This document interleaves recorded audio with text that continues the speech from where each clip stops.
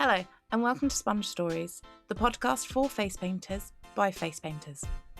I'm Siobhan, the face behind Theatrics Faces, and I'm on a mission to lift the lid on what it really takes to build a face painting business, the good, the messy, and everything in between.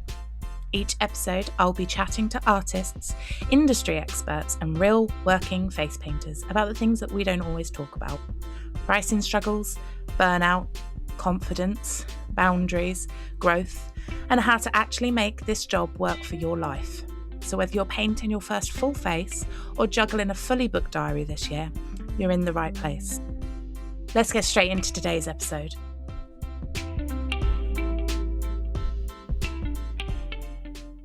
So, hello and welcome to this episode of Sponge Stories. Today I've got Michelle with me from ABC Parties. And it's a bit of a special one today because we're actually doing a sort of in-person record. So we're both sat next to each other. So it might look a bit weird when I clip it up, but audio-wise, you should be absolutely fine because Michelle doesn't live that far away from me. So that's very exciting. Welcome to the episode, Michelle. Thank you. So if we get started then, I'm going to try not to fidget too much as well. And so for anyone that hasn't come across ABC Parties before, can you tell us a little bit about yourself and your business and how you got started? So business opened in 2012. I was at college doing hair and beauty. Back then it was night school, so I was doing all of the individual courses in the evenings. And on the makeup course, we touched a little bit on face painting. And at the time, my children were young, so they were prime model age. And I just really liked it. So bought some paints. Their friends wanted me at parties, and then the money started coming in, and you follow the money, don't you? So I very quickly lost interest in everything beauty and just wanted to learn everything that was to learn about painting. So I've been doing that since. Sidelined from that, I was doing balloon modelling and helium balloons, and obviously the glitter tattoos, sweet bags, everything that you could possibly imagine, which obviously crashed and burned because you can't possibly do it all. But the face painting just stuck. And And you do the sweetie bags and the face painting, don't you? so the sweet bags become its own company because that was a fad that I thought would die out, but it didn't. It just grew. So I've got a separate company that deals with the sweet side of stuff. And so here I am doing both. So 2 things, not 10. So it's quite a big year for you this year. Firstly, huge congratulations on winning Face Painter of the Year. How did it feel having try that again?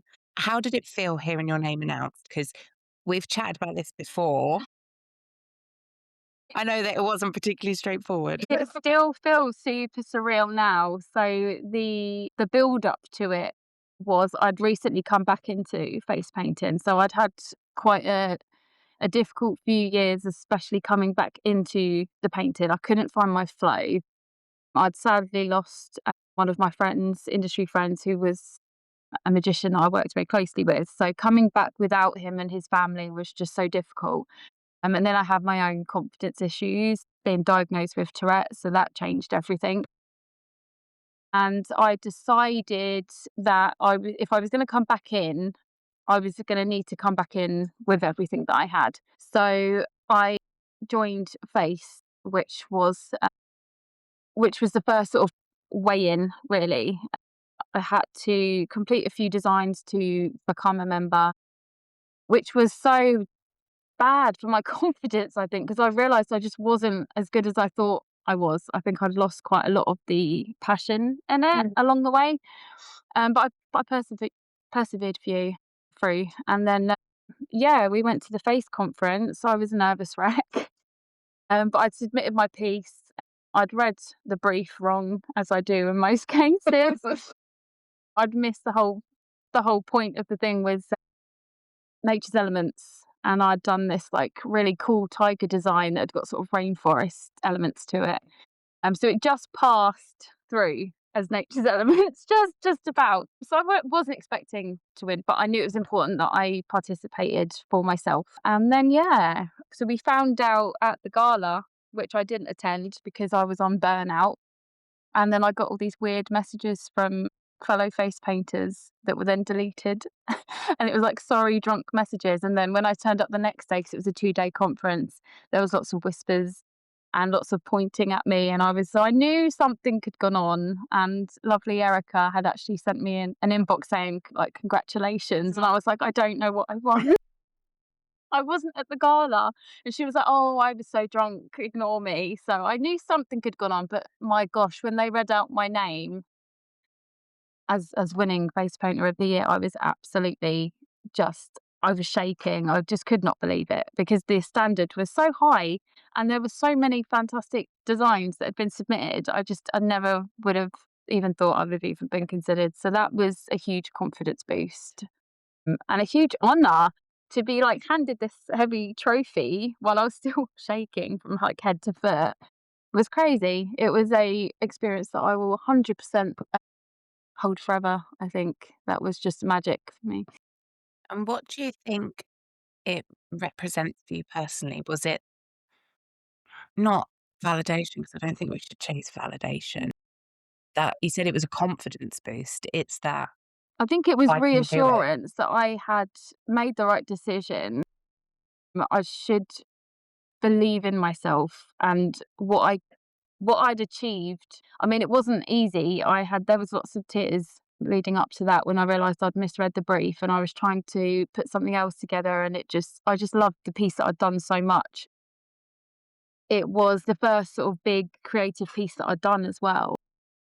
So I think it just made me feel accepted back into the industry. It made me feel like I was good enough to be in the industry still, and it just relit this fire of I've done it. I'm back in now. I need to learn everything. So I made a promise to myself that I was going to use this year to totally invest in everything, because the industry changes really quickly. Everything had changed. There's so much more products on the market. So I needed to learn product knowledge. I needed to, the trends, everything else, and network, because there's so many incredible artists around and there's so many opportunities for networking now. I did say to myself I was going to just jump into everything this year and just see what I was capable of.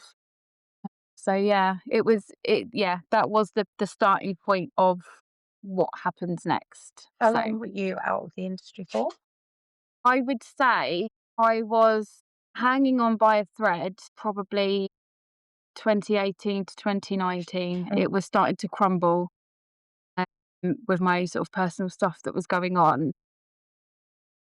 I found that sensory wise, I was finding a lot of stuff more difficult because I was agitated a lot. So I wasn't getting that happiness and walking away from a party feeling buzzy. I was coming away feeling, um, what's the word, relieved that the sound was now off. And I knew that there was something wrong. I didn't quite know how. So I would say probably 2018, 2019, and then obviously COVID hit.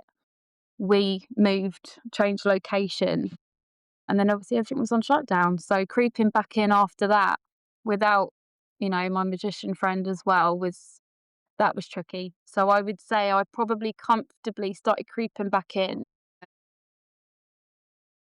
probably a few months before the face conference in January, I would say. So relatively new. Obviously, I've had to start learning to paint my own face. That's been new as well. So because I've never painted my own face before. So my gosh, that's tricky.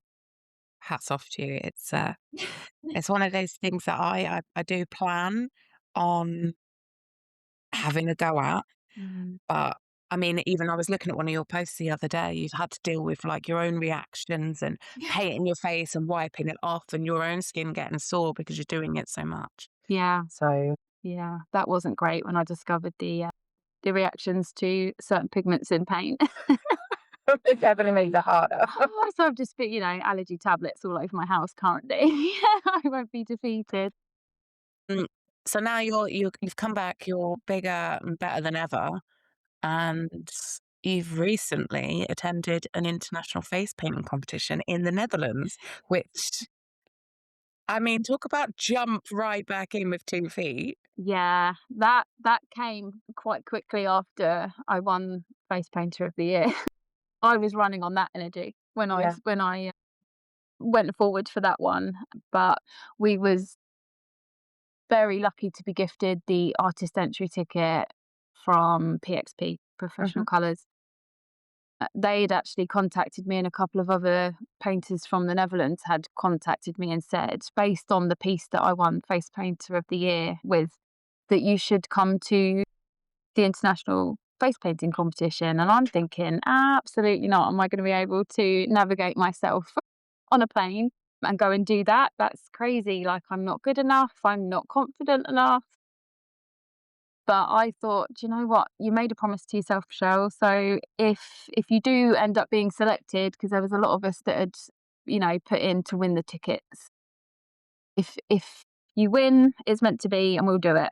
So yeah, myself and Georgiana were both selected. So we were both in the inbox going, okay, we're doing it. Okay, it's written in the stars. So yeah, we both went with our little groups of people, and I took lovely Natalie to be my model, and it was just a magical day. It was so, so, so, so good. I'd practiced probably about 30 different designs. So I underestimated all of that, but the actual day was fantastic. We got up really early, That's a and then big day. yeah, we left really late, and yeah, we very nearly missed the plane. Nick Wolf ended up taking us to the airport because yeah, they just wouldn't come and get us. The taxi people just would not give us a taxi, and we started to panic. So me and Natalie booked the earlier flight home. So yeah, we panicked a little bit. So she went and grabbed Nick, who was helping clear away. We were like, please take us to the airport. But yeah, we just made it. We literally just made it. We grabbed a drink. We got on the plane and we got Wow. home. So yeah, we were tired, but it was such an adventure. So when you got there, you entered a competition. Did you have the brief beforehand? Yes, we did. So it was mythical offspring, which those two words for me, my brain just would not visualize anything. I was just like, I don't know what, I just have no idea. So I tried quite a few different bits and bobs, and I ended up making it a little bit personal, really. So I did like a lady that had been turned to stone, and there was cracks that had started to appear, and flowers were blooming out, and it was like, she'd been reborn. So that was my mythical character. And yeah, it was good. It was difficult under time pressure. It was the first live competition that I'd ever done. I'm obviously new to competitions anyway, but definitely time pressured live painting. How long did you have? 2.5 hours. And there was film crews and photographers. So it was, I kept sort of instinctively just stopping when people would come over to talk to me. And then I kind of realised quite quickly that you just have to keep going. So that was a new experience. And then, yeah, the after bit, obviously, we had to do a presentation in front of the judges. And I did not have anything prepared. I don't even know what I said. I just remember the intro and everything else. I just looked at Natalie and went, did that make sense? Because I have no idea what I've just said. I was more nervous at that bit than I was the painting itself. And then, yeah, we all just kind of chilled at the end, and it was a really nice opportunity to get to know people from all over the world. And it was just amazing. And PXP were just fantastic and so, excited to meet us. And it was a great experience. I would urge everyone to just push yourselves out. Was it intimidating competing alongside like international artists? I think, yeah, I would say more so at the end when everybody sort of got up and stood on stage, but I was just in awe. So there was two categories. There was sponge and brush, which I did, and then there was special effects. But I think there was 3 or 4 participants doing special effects makeup. But it was just wonderful. So once we'd finished, obviously the special effects were still going, and it was just so lovely walking around and seeing it being done live. It was just amazing. So that side of it was great. I did have a few little moments to look around and see what everyone was doing, and it was just, you're so happy to be there and so excited for everyone else. You have to remember to stay focused on what you're doing. So yeah, it was great because I'm like, "Oh my god, how line work?" And then I'm just, my brain's diverted over there, and I'm like, "No, put it back in." So I learnt a lot. Next year, I will be competing again, and I will definitely prepare more next time. Definitely will prepare more next time. But it was such a chill day, and everybody was just so friendly. What did you learn from being in the environment? Did you pick up any sort of specific tips that I suppose because it's a competition environment, it's very different to painting on the job. Yes. I staggered my timing, so I give myself a certain time to put the base down, and then, yeah, I learned who was it? There was a face painter, I can't remember what her name was now, but I did ask her for some feedback because I wasn't totally happy with the flowers, and she very obviously pointed out, "Did you put it over the grey base colour?" And I said, "Yes." So I've learnt I've learnt that just to pay attention to those things that are very, very important because I was so engrossed in just getting that base on. But yeah, I staggered the timings. I think I had everything I needed in my kit. It was just things like shadowing, and I wanted the flowers to lift a little bit, but those were skills I haven't quite learned yet. But yeah, I think that was about it really. Too much there wasn't too much to learn skill-wise. It was more on a personal level, Yeah. if you know what I mean. So, but yeah, it was good. I had burnout afterwards. I cried afterwards, and I don't know why. I just sat. Calm down, like, you've been on Yeah, such an adrenaline high, yeah, and then the yeah. Oh my god! Because it wasn't just the painting, it was the travel, it was the social side of it, it yeah, was the and to excitement, do it all the in one day. yeah, so there was a moment where I went and sat on these, like, padded chairs and just I was just tears were just coming out, and but everybody was like, "Are you okay? Do you need a hug?" And I was like, "No, I'm okay, and I'm just crying, just ignore me." And they were just it didn't bother anyone, so I just let myself fall apart casually, and then I'd have another conversation with somebody else, and then Yeah, tears would come back, and it was just such a safe space to just be and feel however you need to yeah. feel. So yeah, it was good. So, because you've now signed up to the International Face Painting School, Yes, I have. and so on top of do you get any time off? No. No, because you've been doing the MOFA competitions every month as well. I jumped into Mofa last minute as well. That was another thing. I was like, "Can you squeeze me in?" And she was like, "Oh, okay, I'll just squeeze you in." I had no idea what I was doing with that either, but I knew if I wanted to if I wanted to allocate some space to work on more technical, more skill, more advanced things, I would need a reason to, because otherwise I wouldn't find the space. So yeah, I signed up to that, which has been great. That's been great. The skill level in that is insane. So I feel like I'm kind of withering, like sometimes, like like they're so fantastic and stuff. But I've learned through that everybody has a different artistic skill, and what are we? How do you even judge it? Because it's open to interpretation, all of it. So you get a set theme each month, and then you're doing your creative interpretation of the brief, which can be anything. So really, everybody that's in it is so incredible. But you've just got to have fun with it and just make sure you've pushed yourself. Like you're on your own creative journey. As long as you've pushed yourself, you've worked hard at it. Like just don't worry about what other people are doing. Just appreciate their stuff. Like everyone in it's brilliant, and I love all of their works and stuff. Have you seen a marked improvement on your skill from January to now? Mm. It's 6 months. Fifth month. So if you asked me last month, I'd have said yes. But Disney, the Disney theme for May crawled into my head from January because I knew we had a list of what the themes were going to be, and that got in my head literally in January, and I've overthought it ever since. So I've done quite a few Disney looks that I've posted and gone, "That's not good enough. It's not good enough." So I've posted it, and then when I actually submitted, I was on such a Disney burnout. By the end, I really wish I'd submitted the other stuff because I wasn't happy with the May submission. So I will pick it back up in the next round. You can't be overjoyed with every piece that you do. I think I learned with that one just to not get inside your head. I think because Disney's so specific, you can't. Well, you can, I suppose, but for me, it's very visual, and I've grew up with Disney, and like Disney runs through my veins. So there was so much pressure on myself to get it right and to do something that someone else hasn't done and to put a new spin on it. And every single idea I had, I'd gone on like a Google search, it had already been done.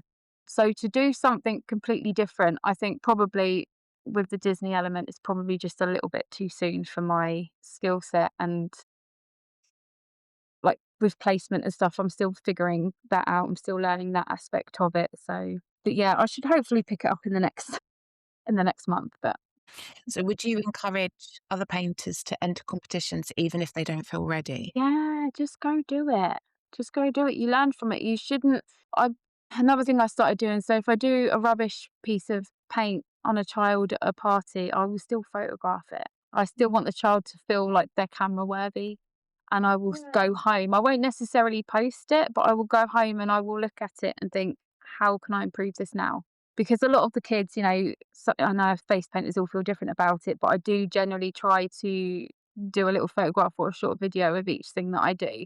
And I'll obviously check with the parents and the party hosts and stuff like that. But even if it's totally pants and I'm like dying inside thinking like, oh God, like even glitter's not gonna fix this, that I still photographed it because it will then it's like a little itch that I need to go back and figure it out and make it better. But yeah, so yeah, just enter the competitions. You're not going to be good at everything. I mean, the face conference had loads of different little competitions throughout the day, and I got given fire, and oh my gosh, me and fire just do not get along. But I ended up winning a prize for this little fire design on this guy, and I was so burned out by the time that one had come through. I could barely lift my brush, and I went, "I'm so sorry. I'm going to really try." But fire just defeats me. It's the muscle memory I haven't quite built yet with the flow of the flames and things like that. But I ended up winning the prize, so just go for it. Just be part of it and then just enjoy it because you do feel good afterwards, even if it has been pants, because you've stepped forward. You've done something that you wouldn't have done if you just kind of, kept yourself in your safe little bubble. Sometimes you need to push out a little bit because you never know what opportunities will follow. Like the opportunities that have followed since January have been insane. So just do it. Just go for it. Well, because of you and a chat we had a few weeks ago, we're going to the London Jam this afternoon, and it's my first one. And my anxiety, and I said to you earlier, my anxiety has been going through the roof this morning. And I don't know why, because, well, that's the thing with anxiety and stuff like that, it's none of it is rational, right? So my rational head knows that I have every right to be there and I'm going to love it and I'm going to learn so much. And I'm with my peers and people that are just there to learn and network. Everybody I've met has been lovely. Everybody I've spoken to has been lovely. But there's something in my head that's like, oh gosh, you're going to get there and you're going to just embarrass yourself and you're not gonna be able to paint, and I know those things aren't true. So, but you told me to be brave, so we go in and being brave, and I think once I got one under my belt, do you know what? People will be fed up of seeing me at jam. You will probably find that you will hear exactly what you've just said coming from people in that room today. I worked. I didn't work at all. I sat next to another painter and she was so flappy. And I was like, this makes me feel so much better because we can now flap together. And she was like, why can't I paint? Why can't I paint? I paint this all the time. Why can't I paint? I've forgotten. I've forgotten how I do it. And this is what happens with most people from time to time, especially in the industry. You forget. And it's fine. It's okay. Like you have to be comfortable with that feeling. Like today, I'll probably get there today and I will just totally forget exactly what I'm doing or how I've done this. And I revert back. So obviously I'm learning new bits this year. But I was talking to another face painter, Karen, and we do this all the time is that we train and we learn. And then once we're under pressure, we revert straight back to our old ways. And we're just like so frustrating. But it happens and this is just our brains. Our brains are just full all the time. And you've just got to be kind to yourself.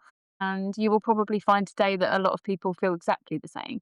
I don't think anyone can confidently say that they turn up to every party, every event, every social event, every training event, and feel 100% confident, and they are their best selves. Like everybody has wobble moments. It happens. It doesn't matter how long you've been in the industry either. Like I've been in it for 14 years, and I still have wobbles. I Yeah. still So do. even thinking about it now, I was like, this morning I was like, "What do I need to put in my kit? What do I need?" I didn't even know what to pack in my kit. I was like, "Some brushes? That was me.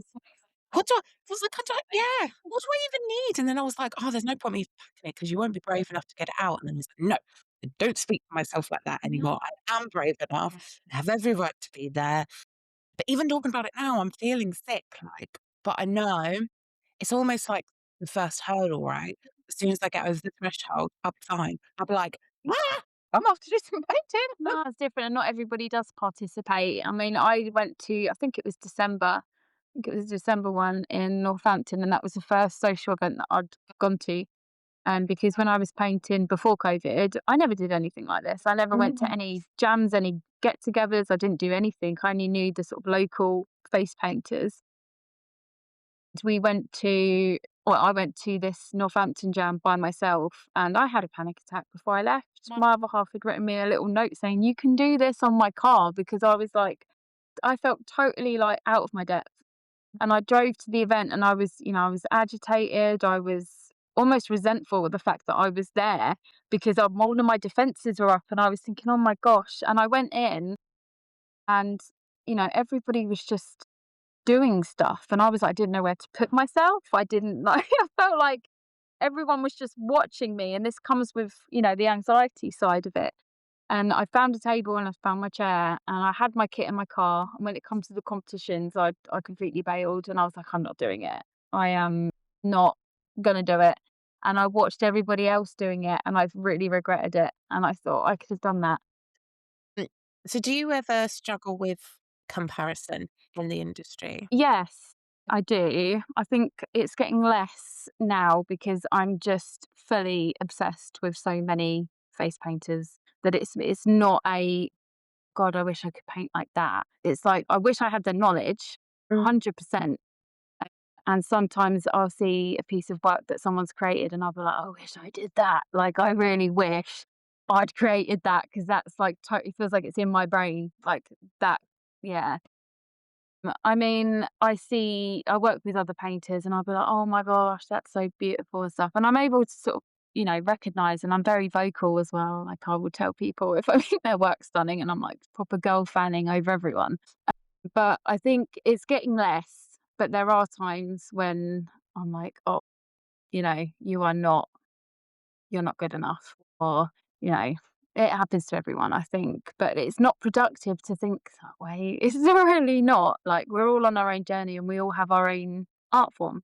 There's not one way to do it. There's loads of techniques. Like, there's so much out there now. It's not like the old times when you had the face painting book and this was the design that you were handed and this is how you do a butterfly and this is how you do a tiger. Like, there is such a massive variety of things and products on the market. You can do like a unicorn like thousands of different ways. So I think comparing is quite tricky because everybody kind of does it differently. I take inspiration from everyone. Like, 100% there is inspiration everywhere. And sometimes I look at someone's unicorn or superhero and go, "Oh my gosh, that's got a really cool edge to that. Like, I might try this and do it like, put my own spin on it." But I think everybody does from time to time, but it's really not productive. What advice would you give to painters wanting to level up their work then? I think if you want to level up, I would say probably learn just new techniques, try a different brush.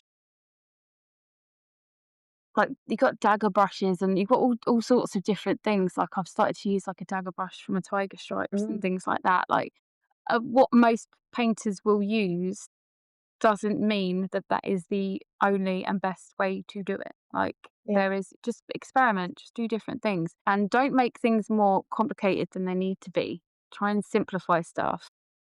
Yeah, I would probably just say that and just, there's so many online tutorials. Do it, invest in it. Don't shy away just because you have to pay for a training course or you have to, pay for a class. It's so worth it. If you want to be better and you want to do better, just invest in yourself. If you can afford to do it, then do it. Especially if you're putting it through the business.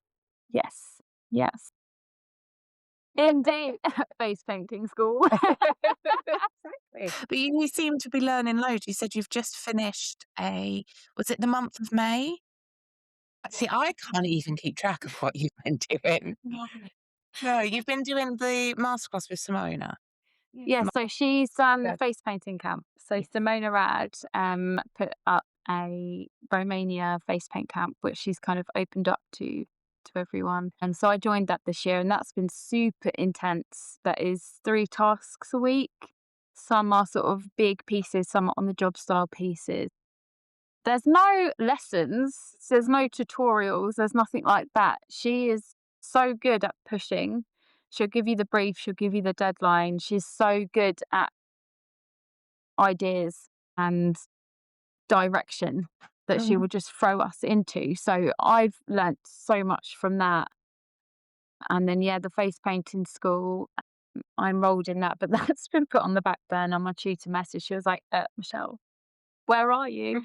And I was like, blame Simona. Well, once May's done, I'll get back onto the coursework. But it's been so intense, especially with all the other work bookings and running the sweet business and stuff. But I knew May was going to be a horrendously tough month with time. I mean, there's been a lot of late nights, a lot of tears. And you've got kids Yeah. and sweets and actual face painting. I haven't had a day off the entire month. Oh no, I did. I did had one day off. Yeah. You went in a cave, We didn't went we went and hid in a cave. you? You didn't just sit down and relax, did you? No, no, because I get mum guilt. I can't do that. Like, there's always like an influx of things. But yeah, we went and found a cave and we hid in there. That's the only time. That's the only time I've had off. But I like to be busy. It's gonna feel weird once it ends because yeah, you get to know people from all over the world. And I was talking to a lady from Israel, and we was talking about waves because she'd done the most beautiful Japanese waves, and that was like a whole new different art form. And I was like, so now I want to go study art. I want to do like an art degree. It's just, where do you stop? But yeah, this year at the moment, I'm just saying yes to everything and pushing through. Like, I've overcome so much to get back here. Now I'm just going full throttle. You've just got to bury all of the other stuff, because the rewards are just amazing and the people that you meet along the way are just amazing, and the industry itself is just beautiful and full of amazing creative people. It's great. Yeah, it's the best decision I made coming back, for sure. You've recently been diagnosed with Tourette, which you've started to talk about on your platforms. Would you feel comfortable sharing a little bit about that experience with us? Yeah, I mean, I've always known I've had ADHD, so that's been something that I've always kind of been able to mask in a way. So it's all internal, isn't it? You go through all your brain farts and your hypos and your crashes internally. So 2019 was a bit of a turbulent year, and I'd developed like a trauma-based tic, and that developed over COVID into just a normal tic, which has now been diagnosed as Tourette's. So that has completely knocked me sideways, because the ADHD and the Tourette's, and then recently being told that I've got autism as well, all of those things, they don't work well together. So when I was sort of making the decision of whether I was going to come back to painting or not, was, can I do this? Can I do this with children? How do you explain your tics to children? How do you explain it to the parent? How can you do an event? Because if you get overwhelmed or overstimulated, you can't just swallow it down, because it's going to burst out of you. So everyone's going to now see it. It was a confidence knock. It has stopped me from doing loads. I'm trying to sort of navigate my way through it at the moment. So things that I could do before, I can't do now very well. Things like theatres and busy places and stuff like that are always a challenge. But I mean, in general, I don't tend to tick as much when I'm painting, because it's quite calming anyway. I did tick right into a child's face at the zoo not long ago, and it was a very loud, very aggressive whistle, and it shocked him and it shocked me as well. And we both sort of startled each other, and I just said, "Oh, I got a bit overexcited then." And then I was, I could feel the rest of my body then twitching because I was a little bit uncomfortable and wasn't sure if I'd handled it correctly.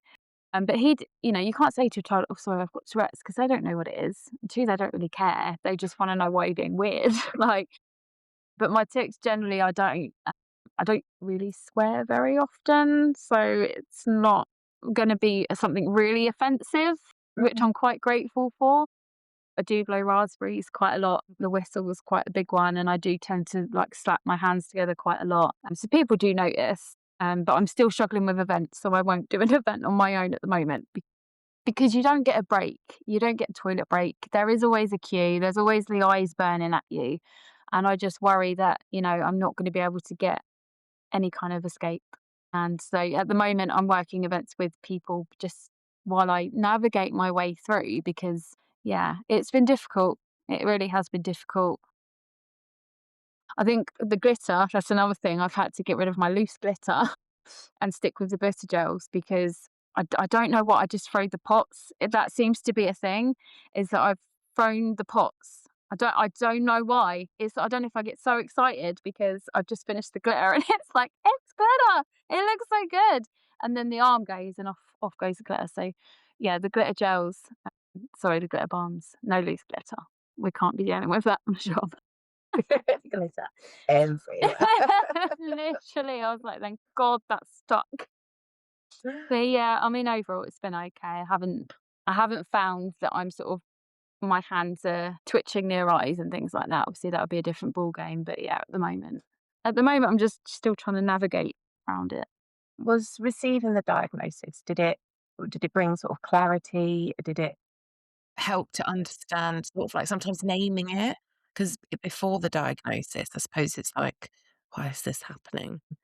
Well, yeah, I mean, it was distressing that first. I remember the first time it happened.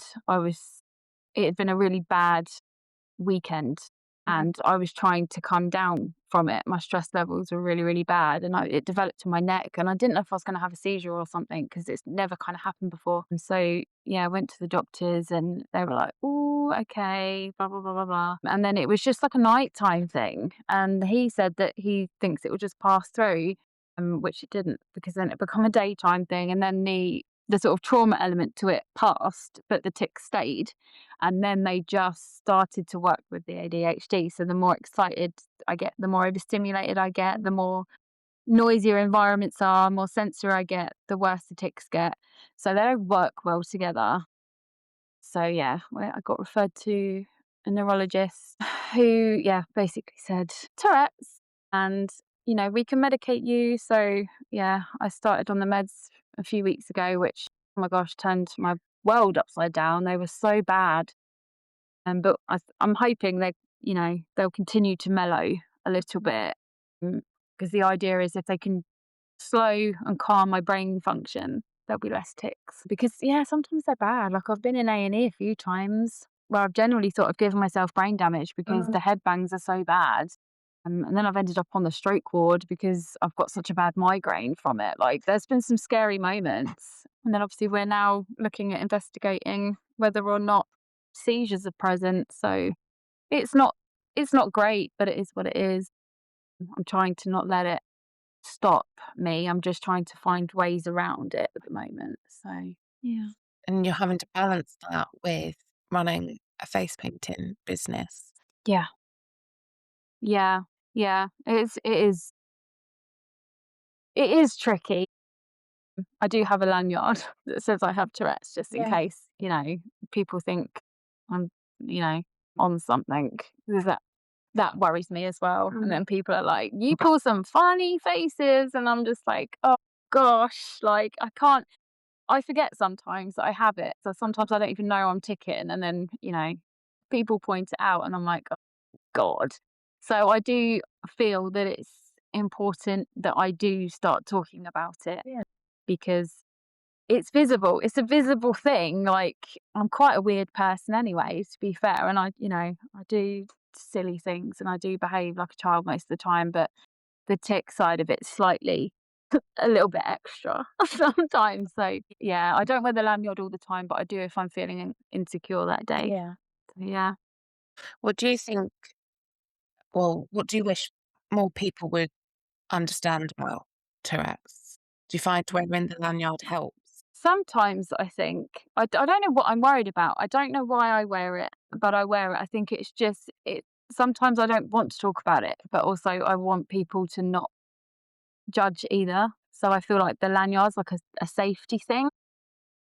But in general, like some people will, look and I'll be like, but usually I pre-tell people. I did an art class. This nearly ruined me coming back to paint, and I did an art class on just normal painting on canvas, and I was sitting at the back in the corner, and this was the first time I'd not told somebody that I'd got Tourette's, and the music was on. She had the radio on, and we was all sitting at our tables with our canvases, and she was giving instructions and demonstrations, and I was struggling to hear her words over the music that was playing because it was like pop music, and pop music's like my thing. So I was trying to like divert from like NSYNC or whatever it was, and listen to what she was saying. And I didn't realise that I was ticking. I didn't realise my face was doing anything. And then in front of everyone, she went, "Are you okay at the back? Because you're pulling some really crazy faces." And everyone turned around and looked at me, and I just wanted to die. Like I've only just really started stepping out of my comfort zone. So that crushed me, and I couldn't leave because we were so compacted in. And it just the whole rest of the evening was just I took it so personally and so sensitively, and because nobody laughed or made a joke, like I didn't, really know anybody, so it wasn't a comfortable thing. Whereas now, I'm like, I have Tourette's. If I do anything weird, just ignore me. And I don't like. I'm better if people just laugh about it. Yeah, yeah. Like some people just choose to ignore it. Some people just laugh along with it, but it makes me feel better because some of them are funny. Sometimes they make me laugh. Like I don't like the ones that burn me out because they can sometimes I can get like a tick stuck in my neck, and it just gives me a horrendous headache because sometimes I can lose my speech, and it's their pants. But on general, sometimes I'll come out with some random stuff or a new noise, and I'm just like, oh my gosh. Well, yeah, they're not, I mean, the ones that hurt you are different, I suppose, but it's not hurting anybody. You're not doing anything wrong. No, So I no. mean, there's times when I've been, like, in the cinema and I've had, like, a pregnant lady sitting next to me, and all my ticks are sort of on the right side base, all my physical ones come from the right, and I have said, "I'm really sorry. I am gonna have to move." It's nothing like, don't take it personally, but I do have to move because I do have Tourette's, and you have a beautiful baby growing in there, and that sort of thing does make me paranoid. So there are certain things, and if I'm painting and I usually have all my paints on the right anyway, but if for whatever reason my setup has had to be a different way, I do tend to tell people just to back off away from my space because when I get crowded I tick more, and that's yeah. So you do have to accommodate to a certain point, I think, without beating yourself up about Yeah. it. Sometimes I feel like, I do the whole "it's not fair, I don't want to be this way, like I didn't ask for this," and all, you go down that miserable road because it does defeat, because it's I think because it's so exhausting. It's not just a confidence issue. It genuinely wipes you out. And I'm such a like busy, creative, bubbly person. I don't, I turn into a child and I'm like, it's not fair. Like, I don't want to be like this. And then you just have to, look in the mirror and remember who you are and get that warrior energy back. I like that, the warrior energy. So if we go into running a successful business then, what parts of running a face painting business do people underestimate? I know it's been said before, but it is the admin. It's the admin, it's the chasing other painters, trying to find other people, organizing them, organizing you, organizing your setups. Are you going to be inside, outside, weather conditions, all of that kind of stuff is drain. It's not the fun part of the business. It's really, really not. So yeah, I would say that's probably the most draining part of it. Turning up and doing it's great. Like I've learned now, so I've got my table and I've got my chair. So I use like a step ladder system thing. It's child safe. It's fine. It's got the back on, and then I've bought a booster seat and I've bought stilts for my table, so it's higher because I can't find the correct table for my back, and I can have the most horrendous back afterwards. It's unreal, but I've noticed that having everything sort of elevated. So I think running a successful business is be organized and pay attention to how you're standing, pay attention to those little things that, can completely ruin you at the end of your shift. So if you know you're coming away with a bad back, fix the problem, because, you will enjoy the job a lot better. You will work better.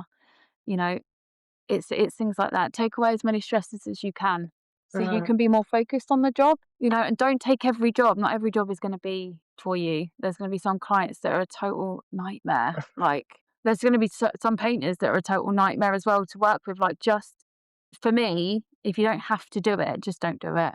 Just, find your people, find your clients, find what you enjoy, find your setup how you want it. Don't worry about what everyone else is doing. Like, I've probably gone through probably 8 different setups and kits. Like, my studio is full of boxes and cases. Some of them half finished where I've just abandoned it. Like, there's so many different, oh my gosh, it's insane. But yeah, I mean, I don't know if I've even found the setup now that I really like. It's working at the moment, but I'll Yeah. probably find something else or see another painter and go, oh my God, that's cool. I'm going to do that now. So yeah, I would say, yeah.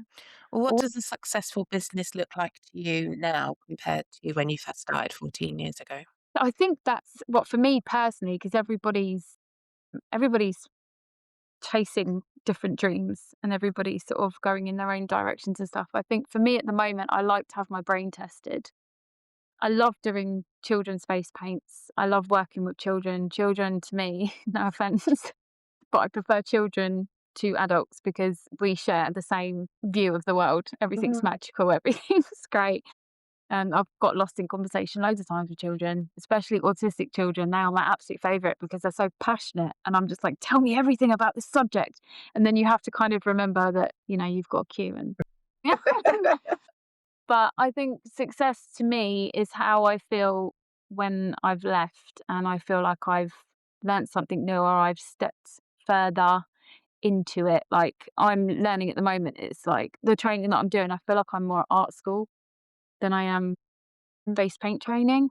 It's like the techniques and, all the science behind it. Like, I really struggle with the colour Colour wheel, theory. colour theory and the colour wheel. Yeah. I've lost count of the amount of painters I've sat and said, "Can you explain this to me? Explain it to me because it's so simple, but I'm not getting it."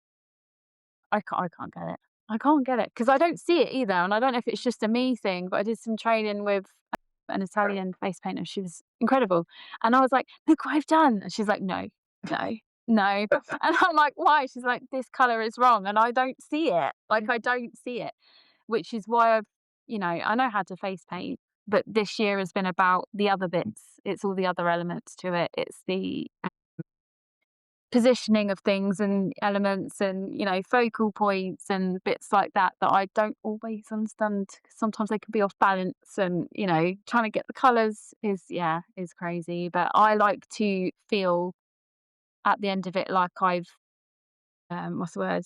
Like another penny's just dropped in. Yeah. That's for me, that's success. It's not, I mean, obviously it is about, earning a wage and stuff like that, but it's getting good feedback. It's feeling full at the end of it, if you know what I mean. I would Mhm. say that's what makes me feel successful is that I'm doing something that I thoroughly enjoy and I'm doing it well and I'm learning. I don't For me, I love the fact that when I've got a job booked or I'm off to work, the kids will be like, "Oh, are you going to work, mummy?" And I'm like, "Yeah, yeah." And they're like, "Oh," and I'm like, "Well, I love it. I never dread going to work. I Yeah. love it." I'm like, "No, no, mummy likes working. I love my job." So it's not like, "Oh, mummy's got to work." It's like, "No, mum wants to work." And I love that mind shift of like, "Oh, I've not got," I'm like, "Oh, I know, it's crap. I've got to go to work today." I don't have to do that. I'm always like, "No, I wanna go. Bye." Yeah, and then you walk into a room full of like kids that like are happier to see you than your Yeah. own. And you're like, I miss this. What's one thing that you wish you'd known earlier in your career? That paying for training makes you learn quicker than scouring the internet for free tutorials. Like, I've classically been known for I can do it myself. I That's can so learn good. this myself, which you can. A lot of people do, but training with people and having them extra resources and the ability to then ask questions, because really you're paying for somebody's time. They've sat and learned it, they've put it together for you. So why not reward them? You're getting something massive in return. But sometimes having someone show you the technique is just priceless. It saves you so much time. I think it would be work with as many painters as you can, because you will always, always, always pick up tips. And sometimes the way people word it will just slot in a lot quicker. I would say do as much training as you can. At the beginning, if you're a new face painter, do the events. Like, people and canvases are priceless. You need it. You need to practice. Use your body, use your legs, use your arms, use your face. Use your friends' kids, because most of our own kids get bored real quick, don't they? Yep. Although I don't know if like she'd listen to this, but I took my kids to Cadbury's World last week, this week, I don't know, on holiday. Halfway round, there's a face painter at the station, and I was like, "Ooh." I'm like sticking my head in, like trying to see, and I'm like, "Oh, guys, do you want your face painted?" Because then I could go up and introduce myself, and they were like, "No." It's like, "Oh, I've ruined face painting for my own kids. They wouldn't have it." And I was like, "I'm really excited. Like, I'll pay for you for someone else to paint your face so I can go and say hello." And they were like, "No, stop asking us all the time." It's horrible, isn't it? And then you feel cheated because you're like, I wish I'd have done these ones on them while they were still interested. I painted Riley for the face competition, and we're all of us in the house are on the spectrum. So I spent about 2 hours painting his face, and he was bouncing off the walls, literally. Like, we've got a door bar. He was like hanging upside down because he just could not cope with the sitting still for so long. So although I've got people around, it doesn't necessarily mean they can be painted, which is why I've had to paint on myself, which weirdly, if someone else is painting me, I would be agitated as hell. But painting on myself is Do you actually tick when you paint yourself, or just completely calm? sometimes if I do something really cool, I'll get like a burst of excitement, and sometimes like my grip will go and I'll be like trying to pick up the brush and I'll just be like concentrate, but I'm so excited about what I've just done. But not too much. I've not ever painted and then, a line's gone poof. Yeah. That's not happened, thankfully, because that would, my God, the meltdown after that would be horrendous. So I'd be like, that's it, everything's over. The amount of times I've gone, like the last few years, I'm selling my kits. I'm back in my little face painter group and I'm like, right, I'm selling my stuff. And the girls are like, Michelle, no, keep hold of it a little bit longer because tomorrow you'll feel different. I'm like, okay. Oh God, can you imagine if you'd sold it all? Look what you've done this year. I know. I can't even tell you how many times I've put forward right now. I've made the decision. Everybody, I think, at some point loses their flow. They lose their passion, whether it be through personal stuff or sometimes people clash in the industry. Sometimes you can have a really bad event where everything's gone terribly wrong, and it won't necessarily be your fault, but the impacts will be huge. But you've really got to just dig deep because the rewards are fantastic. Like, it's just, yeah, there's so many opportunities now. Um, so yeah, just keep pushing forward. I'm so excited. Just talking to you now, I'm like, I am buzzing now for this afternoon. Like all my anxiety's now gone. Because I'm just like, I get to like essentially just be in a room with people that love what they're doing. And I look at it as an opportunity rather than like a burden, because I was looking at it as a burden. I was like, I've signed up for it now. I've got to do it. Like, now there's an expectation, and you just look at it as an opportunity. Like, if genuinely you can't paint today, then don't paint today. It's not. No one's going to think any less of you. You've got to think how you're going to feel afterwards. Are you going to feel, are you going to feel crap that you didn't do it, or are you going to feel like, no, that was the right decision for me today to not do it? Like, just, yeah, you do what you feel comfortable with, but there's no pressure. But I will always encourage. Now let's start to wrap up because we've got to go to London. A new thing that I've been doing the last few recording sessions is I now do a quick fire round to round off the episode. So just first thing pops into your mind. So tea or coffee? Tea. Favorite design to paint? Unicorn. Least favourite design? Hulk. Glitter or gems? Glitter. Fastest design that you can paint? Dragon. Really? Yeah. I want to see that one. Yeah, I learned to, and a dolphin, the one-stroke dolphin from the face painting hub. I've been showing everyone like a total nerd. I've been like, do the dolphin, it's so quick, watch. What's one product you couldn't live without? PXP white. Really? Yeah. For line work? Yeah, I love PXP white. I might Diamond try Effects is that. good, but I find it goes gloopy this time of year. Yes. What's the most chaotic event that you've ever worked at? Probably a big department store. They put us in the, what's it called? Is it a lobby where you're like in between the store and the outside? There's like that bit in the middle. And it was winter and we were in there and it was so cold. And it was right at the beginning days of face painting where I didn't really have a voice. I just turned up and was like, okay, we'll do this. You're paying me. And me and this other painter, we literally froze. And I was bedridden for days afterwards because every single joint had locked up and we ended up both really poorly afterwards. So I would say chaotic as in weather conditions because it wasn't busy enough. It wasn't chaotic in that way. It was the environment, the setup was chaotic. So really, I mean, now I would have walked away or I would have, moved in store, been more proactive about it. But at the beginning, I was quite timid and quite sort of Accommodating. yeah, over accommodating, and I wouldn't really think about myself afterwards. So I'd say that would probably be the most chaotic event I've ever done. Yeah, and the aftermath as well. Yeah. Oh my gosh. Yeah, not worth it being bedridden Oh, for days. it was so bad. And I was balloon modelling at that point as well, so I'd pre-made those balloon models, so we was handing them out. Yeah, it was not enjoyable. It was horrible, actually. Yeah. One painter whose work inspires you? Being mean there by saying one. I've got to say Erica. So Erica Walsh, she is, oh my gosh. I can't help it. Wherever she is, I'm hovering. Like, I'm so like, I have no sense of personal space, but I'm just like, the first time she painted me, I thought I was going to cry. I was trying not to tick, but my face was going all over the place. And I was just like, Erica, paint my face. And I was doing her masterclass and her flow, her line work, everything, how she puts everything together. She has her own style. I can always tell her work for everybody else's. And that's fantastic when you can do that, where you can just see something when you're scrolling through Instagram and said that's Erica's. But I wanted to learn her layering and her wispy flow. So yeah, I would say her.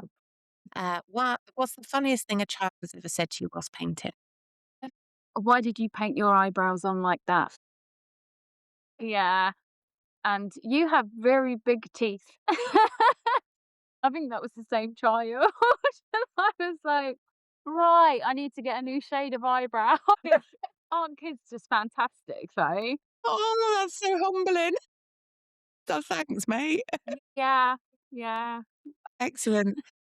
And what's your best industry moment so far? Well, that's tricky. You've had a year of industry moments. How'd you pick one? So I seem to have forgotten everything that happened pre-January. Like that just seems to be, that's like what I was busy. I was back to back. Like people were cancelling their plans to fit me in back in the day. Now it's completely different. Like the business has gone in a new direction now. So every good moment seems to be from January. God, if I could choose, I think, winning the award was magic for me, but I think seeing myself in the professional shots and on the news in Helmond and seeing me as an artist, as a face painter, was totally believable. And that was like a real highlight for me, was just to see myself in that environment looking professional was like, oh my gosh, because there's a lot of chaos that happens in my brain. There's a lot. And there's a lot of bad photos that come from events and stuff where my face is just like, I don't have a filter. What I'm feeling, you can visibly see. Like, So I think seeing myself and carrying myself and looking like there was no chaos happening inside my brain was cool. But yeah, I would say those two probably top. Where can listeners find you online? What are your Instagram and Facebook things? My website is www.abcparties.co.uk. I find that that's the best place to send people to because it's got links to my social media, but the layout is probably the best in terms of like what I do, my portfolio, things like that. I'm on Facebook, ABC Parties. I think it's ABC Parties Face Paint now. Instagram is ABC Parties Face Painter, I think, but put the links down because sometimes I tweak it and edit it. Sometimes I put UK in and things like that. I'm not on TikTok because it's just so loud. I can't. No, I don't. You need that. No. Yeah. I've got enough plates spinning in the air without trying to do TikTok as well. So what's next for you then? A nice quiet 6 months up ahead? No, I don't know. I mean, this year so far has been crazy. Obviously, I've got to finish my face painting course. What else have I got coming up? Finish MOFA. I'm going to trial out events and stuff this year because that's changed since before. So, you know, pitch fees are higher. I want to see how that pans out with the footfall based on how much you're paying for the pitch fee. I think that's probably, I'm focusing more on more sort of competition creative based stuff because I'm really, really enjoying that at the moment. So the birthday parties can just nicely, casually flow through. Yeah. Thinking about getting a van, thinking about getting a gazebo.